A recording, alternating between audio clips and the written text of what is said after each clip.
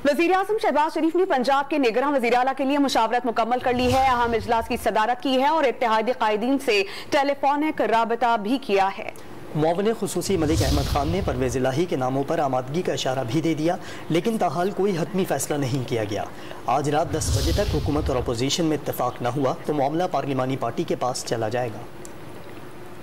Punjab assembly की तहलील को 3 रोज गुजर जाने के बावजूद निगरां वजीर आला के नाम पर इत्तेफाक राय न हो सका। निगरां वजीर आला के तकर्रुर के लिए वजीर आला पंजाब और अपोजिशन लीडर के दरमियान मुशावरत का आईनी वक्त आज रात 10 बजे खत्म हो जाएगा। वजीर आला परवेज इलाही की जानिब से 3 नाम दिए जा चुके हैं। वजीर आजम शहबाज शरीफ ने भी मुशावरत मुकम्मल कर ली। वजीर आजम ने आसिफ जरदारी, चौधरी शुजात हुसैन और मौलाना फजलुर रहमान से टेलीफोनिक राब्ता किया और तीनों इत्तेहादी कायदीन से पंजाब के निगरां वजीर आला के नामों पर मुशावरत की। मुआविन खुसूसी मलिक अहमद खान ने परवेज इलाही के भेजे गए नामों पर आमादगी का इशारा दे दिया।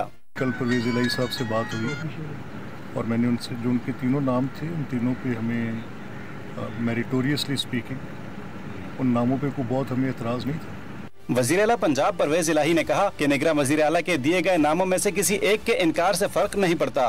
ये कोई नहीं फर्क पड़ता, 3 नाम अगर हमने दिए हैं ना तो कोई फर्क नहीं पड़ता। एक अगर नहीं आना चाहता किसी को फोर्स नहीं किया जा सकता।